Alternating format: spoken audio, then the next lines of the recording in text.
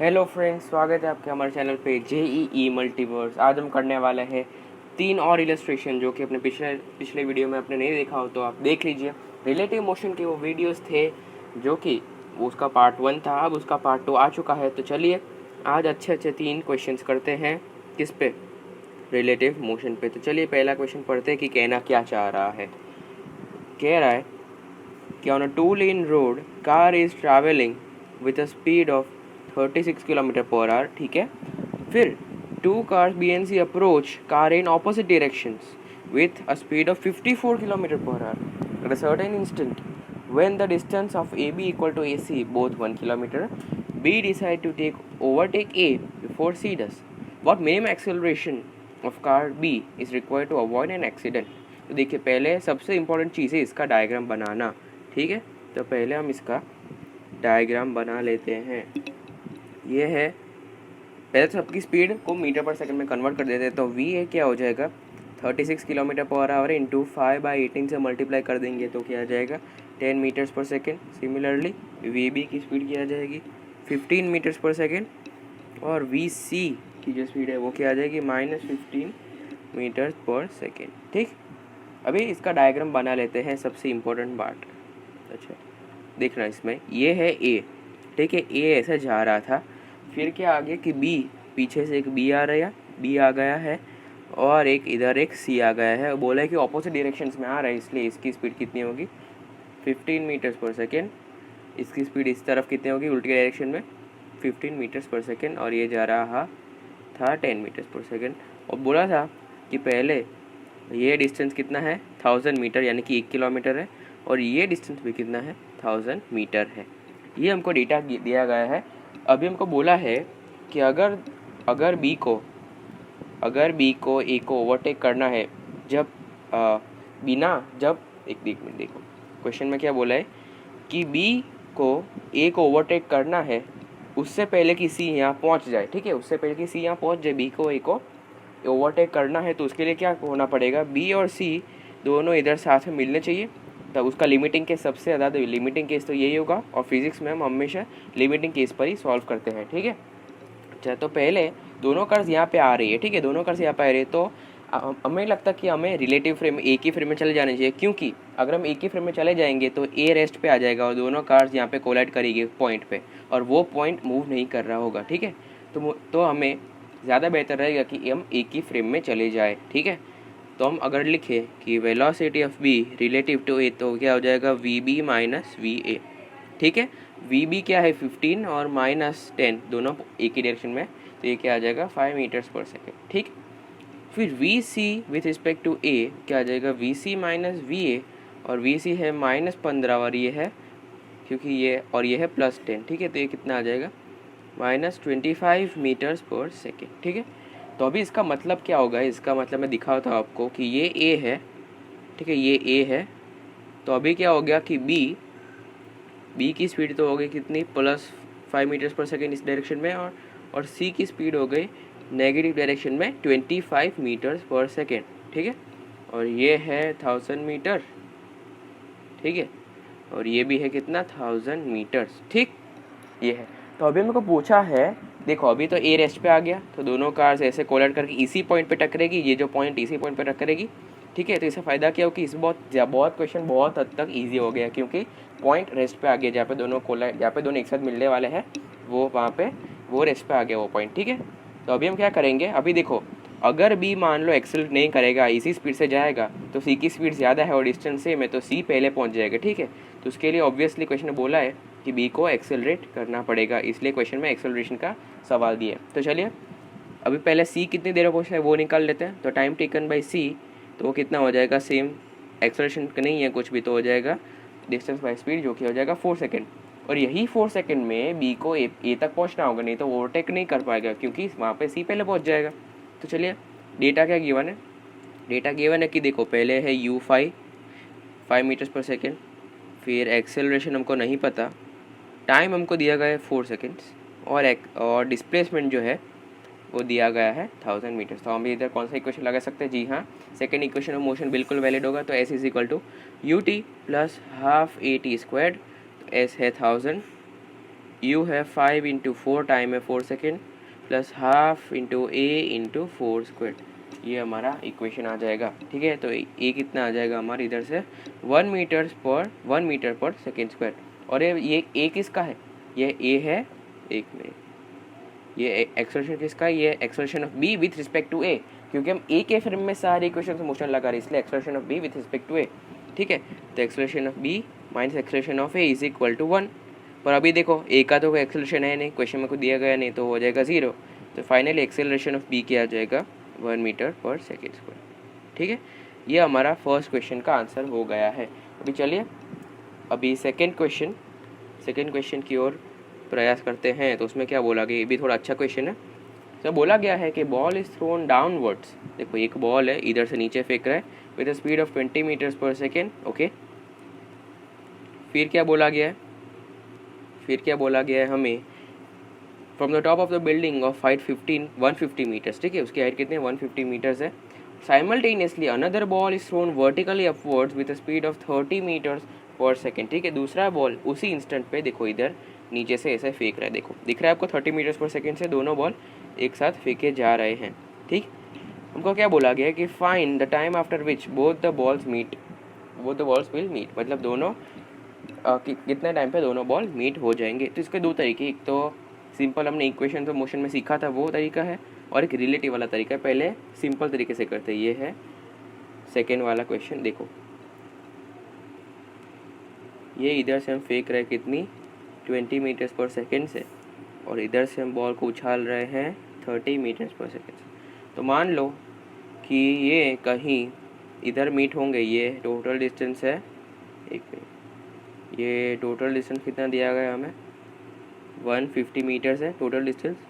तो मान लो कि ये यहाँ मीट होते हैं, तो इसका डिस्प्लेसमेंट इधर की तरफ कितना हो जाएगा S1 मान लेते, S2 मान लेते इसको, और इधर से ये पॉइंट से S1 मान लेते। ठीक है, यहाँ तक अच्छा, और ये है हमारा ग्राउंड लेवल।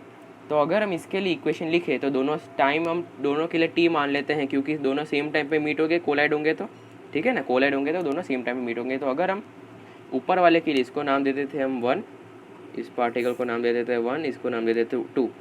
तो अगर हम 1 वाले के लिए इक्वेशन लगाए तो देखना एक्सेलरेशन इस डायरेक्शन में, acceleration is equal to -10 metres पर सेकेंड स्क्वायर। ठीक है, -10 मीटर पर सेकेंड स्क्वायर, मतलब ग्रेविटी के कारण। ठीक, जी लग रहा है, इसको जी मान लेते हैं, और इधर लग रहा है जी। ठीक है, ऐसे। ठीक है, चलो इसके साइन बाद में लगाते हैं। तो अगर हम इसके लिए इक्वेशन लगाए पार्टिकल 1 के लिए फॉर 1, तो देखना क्या होगा S2 is equal to UT plus half GT square. ठीक है, अभी देखो S2 है इस डायरेक्शन में, इस पॉइंट के हिसाब से S2 नेगेटिव डायरेक्शन, तो ये मैंने माइनस लगा दिया। ठीक है, फिर देखो U ये S है, फिर U भी ऐसा इस डायरेक्शन में नेगेटिव डायरेक्शन में, तो इसलिए मैंने इधर माइनस लगा दिया। ठीक, और G भी दोस्तों इस डायरेक्शन में, तो इधर मैंने माइनस लगा दिया है। ठीक है, तो हम इसको ऐसे भी लिख सकते हैं, देखो माइनस प्लस और माइनस हाफ GT स्क्वायर। ठीक है, अभी देखो दोस्तों दोनों साइन है तो ये सब कैंसिल हो जाएगी, तो आप डायरेक्टली पहले सब पॉजिटिव साइन में लिख सकते थे। तो S2 कितना आ जाएगा UT मतलब 20T, G के वैल्यू 10, तो प्लस 5T स्क्वायर। तो एक हमारा ये S2 आ गया है। फिर अगर हम 2 के लिए लिखते हैं तो देखना 2 के लिए ये S2 ऊपर की डायरेक्शन में, ये S2 ऊपर की डायरेक्शन में, तो प्लस S2 आ जाएगा, plus S2 is equal to, देखो फिर U भी ऐसे फेंक रहे U, तो भी आ जाएगा प्लस UT, ये U1 मानते ये U2 हो जाएगा, सॉरी ये भी S1 है, सॉरी दोस्तों ये है S1। ठीक है, फिर क्या हो जाएगा, और ग्रेविटी नीचे लग रही है तो क्या हो जाएगा -12 GT स्क्वायर। ऑलराइट दोस्तों, एकदम सिंपल है, कुछ है नहीं, मैंने आपको सिखाया भी। अगर आपको ये नहीं पता साइन कैसे लगानी, तो प्लीज़ ये हमारे काइनेमेटिक्स 1D पे वो मोशन वाले सारे वीडियोस देख लीजिए, उसमें कहीं ना कहीं तो आपको मिल ही जाएगा कि क्या लिखा हुआ है। ठीक है, अच्छा तो अभी हम क्या लिख सकते हैं, S2 है U2T यानी कि 30T माइनस 5T स्क्वायर। ठीक है, ये तो दो इक्वेशन आ गए, एक इक्वेशन ये, एक इक्वेशन ये। और हम क्या लिख सकते हैं, इधर से ऐसा भी लिख सकते हैं कि गोल्डन रूल क्या लिख सकते हैं हमेशा, S1 plus S2 is equal to 150। बस हमारा क्वेश्चन यहीं पे ख़त्म हो जाता है। तो ये क्या हो जाएगा 20T प्लस 5T स्क्वायर, इसका S1 का वैल्यू प्लस इसका वैल्यू है 30T माइनस 5T स्क्वायर। ठीक है, और एक खुश खबर की बात ये है कि देखो क्वाड्रेटिक नहीं बनेगी, ये 5t square 5t square cancel हो जाएगा, तो t की वैल्यू कितनी आ जाएगी 3 सेकेंड। ठीक है, देखो दोस्तों ये थोड़ा लंबा तरीका है, अगर आप कॉम्पिटिटिव एग्जाम में करना चाहोगे तो ये थोड़ा आपको टाइम टेकिंग लग सकता है। ठीक है, अच्छा तो अभी हम सेकेंड मेथड लगाते हैं, मेथड नंबर 2। तो मेथड नंबर 2 में क्या है कि रिलेटिव लगा दो। ठीक है, किसी भी एक की फ्रेम में चले जाओ। तो देखो मान लो कि ये नीचे जा रहा है 20 मीटर्स पर सेकेंड से और इसका एक्सेलरेशन है नीचे g। ठीक, फिर ये इसको ऊपर फेंक रहे हैं 30 मीटर्स पर सेकेंड से और इसका एक्सेलरेशन भी कितना है g। ठीक है, इसको मान लेते हैं a, नीचे वाले को मान लेते हैं b। तो अभी हम a की फ्रेम में जाए या b की फ्रेम में जाए, आंसर तो सेम ही आने वाला है, दोनों तरीके से ट्राई कर सकते हैं। पहले मैं क्या कर रहा हूँ, a की फ्रेम में चले जाता हूँ। चलिए कोई भी एक तो लेना पड़ेगा। तो अगर मैं a की फ्रेम में चले जाऊँ तो a को रेस्ट पे लाना है, तो velocity of b with respect to a, क्योंकि a तो रेस्ट पे आ गया, तो क्या लिखेंगे कि velocity of b with respect to a। तो वेलोसिटी ऑफ b क्या है, +30, ऊपर की डायरेक्शन को अगर हम प्लस मानते हैं और नीचे को माइनस, कोई भी मान सकते हैं, आंसर हमेशा सेम ही आएगा। ऊपर की डायरेक्शन को प्लस मानते हैं, नीचे की डायरेक्शन माइनस मानते हैं, तो minus velocity of A, velocity of नीचे है -20, तो ये -20 आ जाएगा। तो ये क्या आ जाएगा 50 मीटर्स पर second velocity of B with respect to A. पर दोस्तों अगर आप इसी से अगर सॉल्व कर देंगे, ये 50 मीटर्स पर सेकेंड है नीचे से और जी है, तो ये आपका दोस्तों गलत हो जाएगा। क्यों गलत हो जाएगा, क्योंकि एक्सेलरेशन भी तो रिलेटिव लगाना पड़ेगा, सब रिलेटिव ले रहे हैं तो एक्सेलरेशन रिलेटिव लगाना पड़ेगा। तो acceleration of B minus acceleration of A, तो एक्सेलरेशन ऑफ बी क्या है ऑब्वियसली -g, और हमेशा एक्सेलरेशन की वैल्यू तो -g रहने वाली है, तो -g, तो एक्सेलरेशन क्या आ गया 0 मीटर पर सेकेंड स्क्वायर। तो देखो ये बहुत ही अच्छा हो गया। क्यों अच्छा हो गया, देखो इसमें इसका मतलब क्या हुआ कि ए तो हमारा रेस्ट पे आ गया, मतलब वो इधर से हिलने वाला नहीं है। ठीक है, अभी वो रेस्ट पे, अभी वो हिलने वाला नहीं है, और इसकी वेलोसिटी कितनी आ गई ऊपर की तरफ 50 मीटर्स पर सेकेंड, और इधर एक्सेलरेशन भी 0 है। क्या है, एक्सेलरेशन भी 0 है ए की फ्रेम में। ठीक है, तो इसका मतलब क्या, ये सीधा कांस्टेंट स्पीड से ट्रैवल करते हुए ए तक पहुंच जाएगा, एकदम कांस्टेंट स्पीड से ट्रैवल करते हुए ए तक पहुंच जाएगा, क्योंकि एक्सेलरेशन तो है नहीं, तो इसकी स्पीड इधर भी 50 इधर भी 50, कांस्टेंट स्पीड से ट्रैवल करता इधर ए के पास आ जाएगा। और अच्छी बात ये है कि ए तो मूव ही नहीं कर रहा, मतलब ये कितना हो गया 150 मीटर्स। ठीक है, तो टाइम टेकन कितना हो गया इस एक ही फ्रेम में, टाइम टेकन तो सभी फ्रेम में सेम ही होगा। ठीक है, टाइम टेकन सभी फ्रेम में सेम होगा, सिर्फ डिस्प्लेसमेंट बदल जाएगा। तो 150/50 टाइम टेकन ये हो गई, इसका आंसर क्या आ गया, टाइम का कितना आ गया 3 सेकेंड। तो देखा कितना ईजी हो गया है दोस्तों। पर अभी मत लिख देना कि ए ने, ये बी है, ये बी ने 150 मीटर ट्रैवल किया, नहीं, ये सरासर गलत है। क्यों गलत है, क्योंकि ये एक ही फ्रेम में ट्रैवल कर रहे हैं। अगर आपको डिस्टेंस ट्रैवल निकालना है तो आपको देखो ये इक्वेशंस लगाने पड़ेंगे। ठीक है, आपको ये इक्वेशंस, ये दोनों फटाफट बना के आप टाइम की वैल्यू डायरेक्टली पुट कर सकते हैं। ठीक है, ये हो जाएगा हमारा दूसरा क्वेश्चन। तो अभी हम तीसरा क्वेश्चन की बात करते हैं। An elevator is moving with an upward acceleration a. A coin is dropped from from the roof of an elevator relative to you. मेरे रिलेटिव कॉइन में ड्रॉप करो, अंदर मैं एलिवेटर पे खड़ा है, खड़ो जो भी हो। After what time will the coin strike the base of the elevator? ठीक है, चलिए अभी हम निकालते हैं टाइम कितना लगेगा। ठीक है, तो पहले आप इस क्वेश्चन को खुद ट्राई कीजिए, ये अच्छा क्वेश्चन है, रिलेटिव का अच्छा सवाल है। तो पहले हम, ये तो है थर्ड क्वेश्चन। ठीक है, देखो अगर इसमें इसका मतलब क्या है कि ये जा रहा है, लिफ्ट जा रही है, एक्सेलरेशन ऐसा है, और इधर से रूफ से बोला है, इधर से मैं ड्रॉप करता हूँ। ठीक है, तो अगर मान लो इसकी स्पीड भी v0 होगी, तो कॉइन की ग्राउंड फ्रेम में इनिशियल वेलोसिटी इतनी v0 ही होगी। ठीक है, फिर क्या होगा, इसका मैं सीनेरियो बताता हूँ, इसका सीनेरियो बता देता हूँ। ये है लिफ्ट, ये जा रहा है ए से।